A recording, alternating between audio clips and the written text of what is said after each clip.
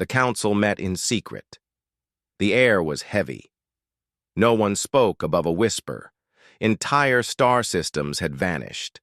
Their maps were now full of empty space where life once existed. The enemy had no face, no demands, no talks, just silence and death. It wasn't war. It was something worse. Justice without warning.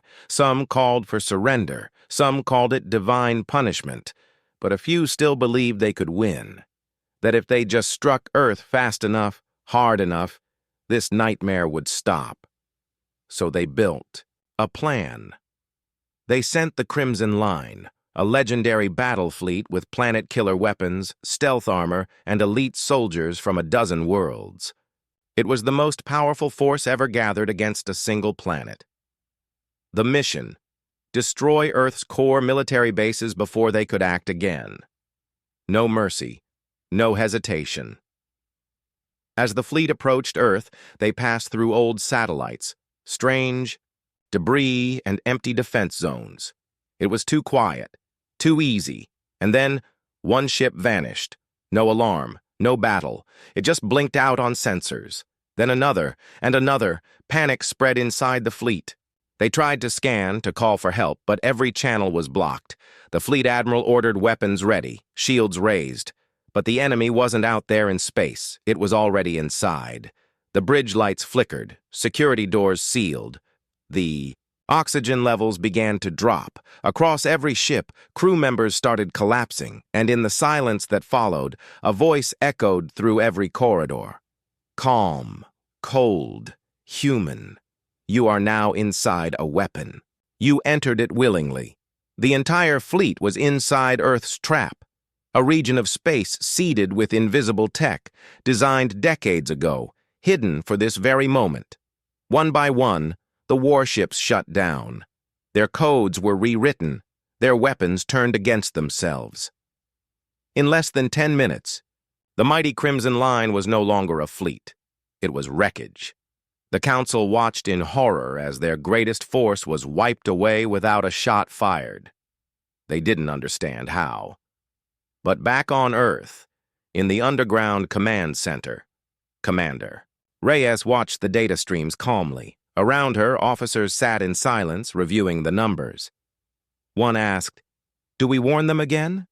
Reyes shook her head. "No. They had warnings.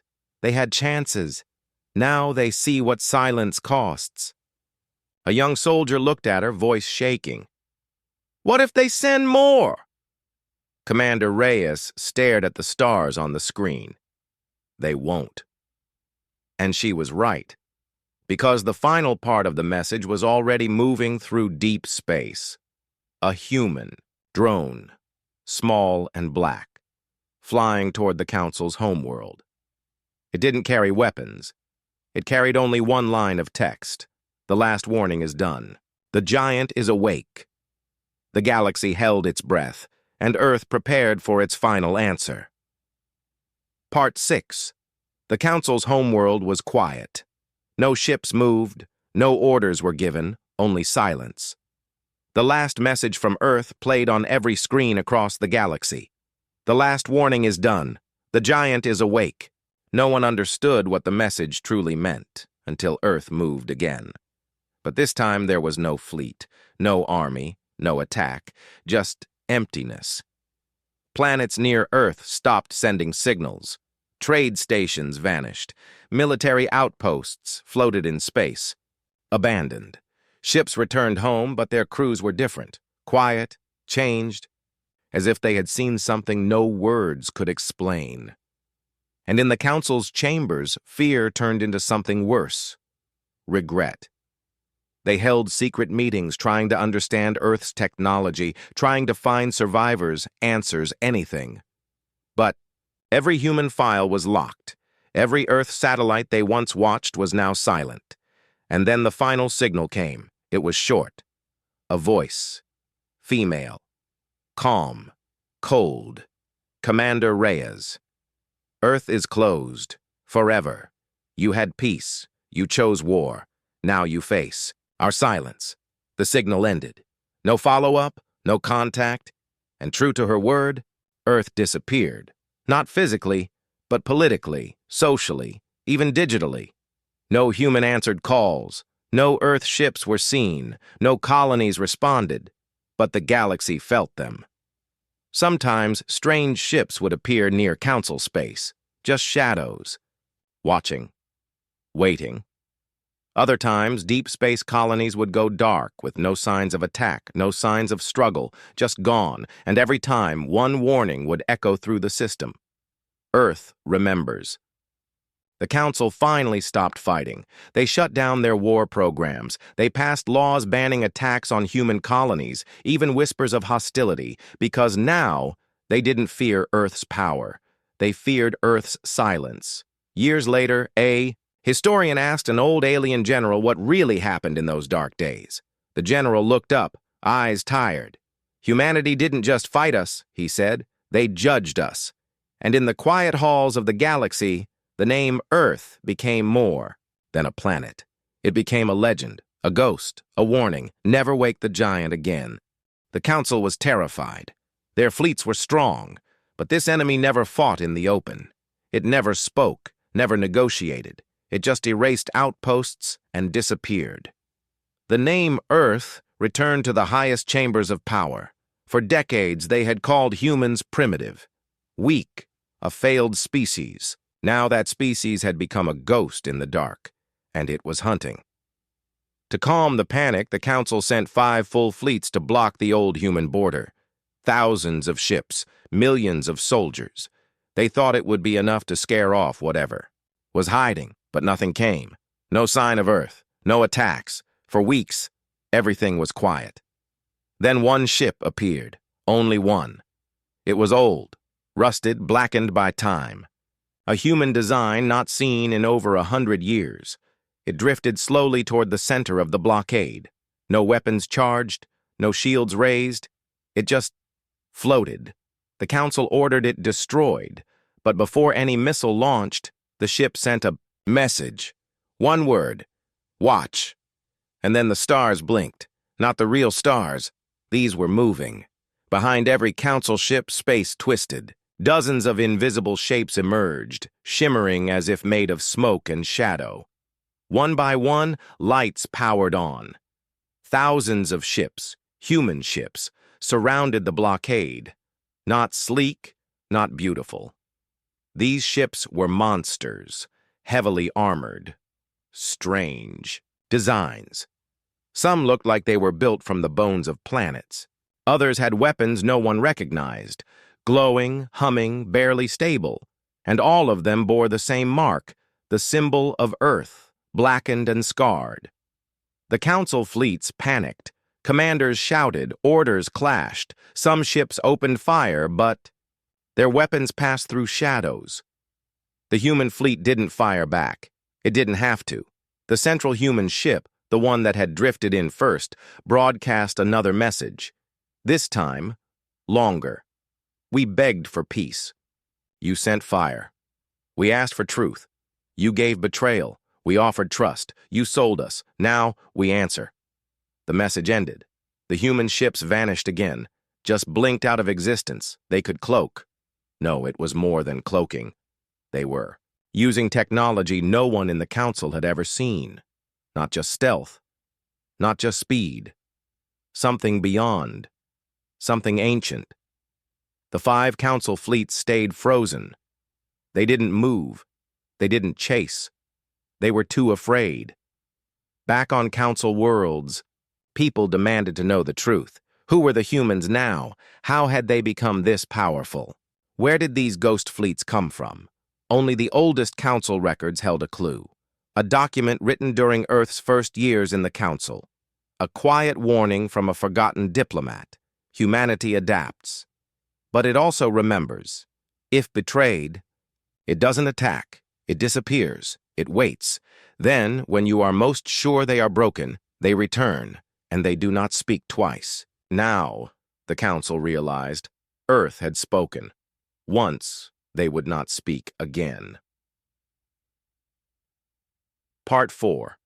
The Galactic Council tried to recover from the fear, but something had changed forever. They had seen the Ghost Fleet. They had felt it watching. Every fleet commander now double-checked their scans. Every border was tense, but no one knew where Earth would strike next, or how. The human ships didn't send more warnings. They didn't ask for peace. They just vanished, until a signal came from the edge of known space.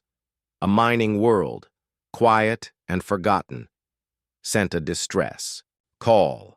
The message was short, just static, and one word: run. A council scout ship arrived hours later. The mining world was gone, not bombed, not glassed, gone, as if erased. No heat, no debris, no survivors. The planet had vanished. The council panicked. This was not war. It was something worse. They sent science ships, warships. Their best minds tried to understand, but all answers pointed to one thing: ancient human weapons. Centuries ago, Earth had started projects that the Council thought were abandoned. Weapons too dangerous to finish, too powerful to use. One was called Project Silent Sky, a weapon that could fold space and time around a target, crushing it into nothing. Another was Oblivion Edge, a missile that didn't explode but erased memory itself. Whoever it hit wouldn't die. They would never have existed. The Council had laughed at these ideas. They weren't laughing now. Whispers spread that humans had finished those weapons, that they had hidden them deep in space, that they had waited, and now they had woken them up. The Council tried diplomacy. They sent a peaceful message to Earth, but Earth didn't reply. Instead, a human probe entered Council space.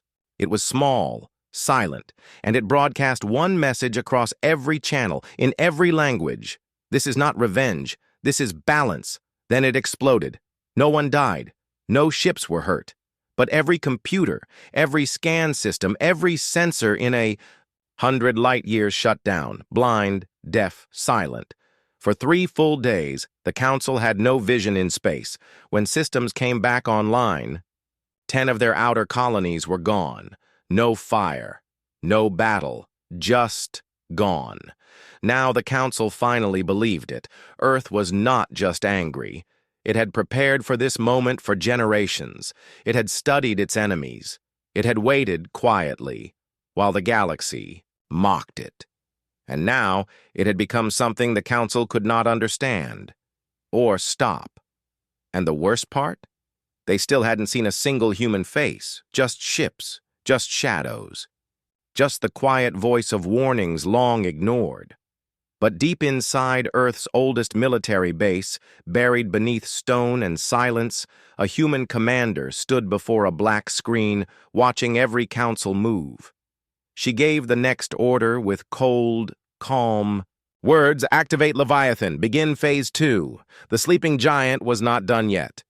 The Galactic Council had made a promise to Earth, a promise of peace, safety, and shared power. In return, humanity opened its doors.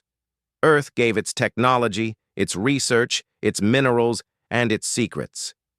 The humans believed in the Council's words. They believed they were now a part of something greater. They trusted. For years, Earth followed every rule the Council made. They didn't build weapons without permission. They didn't expand beyond allowed space zones. They even shut down old defense systems built during Earth's dark wars. The Council said such things weren't needed anymore. Earth agreed. They believed unity was more powerful than fear. But far away in the shadows of the stars, another species was watching: the Varnak. An aggressive ancient race with one goal: control. They hated humans. They hated how fast humans learned, how quickly they adapted. They feared what Earth might become in the next 100 years. The Varnak wanted to strike, but they needed permission. Earth was a protected world. Council law said no species could attack a protected world without proof of aggression. But the Varnak knew something the humans didn't. Several members of the Council had started to fear Earth too. In secret meetings behind closed doors, a plan was made. Let the Varnak cleanse Earth. Make it look like a mistake. Say it was a miscommunication. And when it's over, the Council will send apologies and move on. Earth was too weak to fight back, and if they survive, they'll know their place. The day came without warning. A fleet of 30 Varnak warships entered Earth's orbit. They didn't speak. They didn't give a reason. They just started firing. Satellites were destroyed in seconds. Communication towers turned to ash. Cities burned as the world screamed for help. Earth's leaders sent desperate messages to the Council. They begged for support. They called for the protection they were promised. But the Council said nothing. The channels went cold. The silence was louder than the screams. In one day, Earth lost millions. In one day, humanity was thrown back into chaos. But something strange happened. In the final moments of the attack, just before the Varnak fleet moved to destroy the last power grids, all human signals stopped. Not because they were destroyed, but because they were shut down intentionally. Then, without a word, a few high-ranking humans disappeared. They left Earth silently in deep space vessels. They didn't try to contact the Council. They didn't ask for help. They just vanished into the black. The Varnak watched Earth from orbit. Fires burned across continents. Power was gone. Defense was gone. They laughed. Their commanders sent a single message back to the Council. Earth is cleansed. The Council moved quickly to calm the galaxy. They told the public that the attack was a mistake. They said Earth's signal codes were outdated. They said the Varnak thought it was an uninhabited world. Lies stacked on top of lies. But then, something strange happened. 1 week later, the Varnak fleet stopped sending signals. 30 ships, fully armed, gone. At first, the Council thought it was a communication glitch. But when they sent a scout ship to investigate, it found only wreckage. The Varnak ships had been destroyed. Cleanly, without any escape pods, no survivors, no signs of battle. Just silence. In the center of the debris field, floating among the ruins, was a black metal plate. No ship. Just a plate, untouched by fire. It had one word burned into it, in Old Earth language. Remember. The Council didn't understand. They thought maybe the Varnak made enemies elsewhere. Maybe another faction destroyed them. But deep, down, some of them felt something colder. Earth had not cried. Earth had not begged. Earth had not asked for justice. It had gone quiet. And now, so had the enemy. One council member whispered during a private session, "Did we wake something up?" No one answered, because no one knew, but across the stars, whispers began. Whispers about human ships no one recognized. Ships with no markings. Ships that didn't show up on scanners. Ships that appeared and vanished in seconds. The deal that broke Earth might have broken the galaxy, and the ones who betrayed Earth would soon learn what it means to face a world that forgives nothing and forgets nothing. 2 weeks passed. The Council tried to cover up the loss of the Varnak fleet. They blamed pirates. They blamed cosmic storms. They even said the Varnak had turned on each other. But the truth was clear. Something had destroyed 30 warships without leaving a trace. And then something worse happened. A small research station on the edge of Council space. Silent. No signals. No distress calls. Just gone. Then another. A fuel depot near a trade route. Then a listening post. One by one, outposts stopped responding. No explosions, no signs of struggle, just total silence. The Council grew nervous. These weren't random attacks. These locations were near old human travel routes, places Earth had once used before joining the Council, places long abandoned, or so they thought. At first, they sent scout ships, lightly armed vessels to check the sites, but none returned. Then came the rumors. Miners in the outer systems whispered about ships with no heat signatures, ships shaped like nothing they had ever seen. They glided through space like ghosts, untouched by gravity or light. And on their sides, if you looked closely, some said you could see the faded symbol of Earth's flag, scratched, dark, but still there. The Council dismissed the stories. They called it space madness. They said humans had no fleet left. Earth was broken. But then, a message arrived. Not a broadcast, not a call. It came through a hidden back channel, one the Council hadn't used in years. A code only old Earth diplomats once had access to. It reached every Council capital at once. A simple message, 5 words long. You chose your side. Prepare. The message ended with coordinates. Deep space, near a forgotten asteroid field once claimed by Earth centuries ago. The Council thought it was a bluff, so they sent a warship to investigate. The Honor's Edge was a powerful destroyer brand. New, top of its class. It entered the asteroid field slowly, scanning everything, and then it vanished. No explosion, no wreckage, no distress call, just silence. The Council demanded answers. They called emergency meetings. Some wanted to blame. Pirates again. Others said a black hole or anomaly had taken the ship. But one admiral, old and quiet, stood up during the meeting and said the words none of them wanted to hear. Earth has returned. Everyone froze. A younger leader laughed. Impossible, he said. Earth has no fleet, no tech, no allies. The old admiral stared at him. You weren't there during the Gray Uprising. I saw Earth's hidden weapons. They don't build fleets to show power. They build them to disappear and reappear when you least expect it.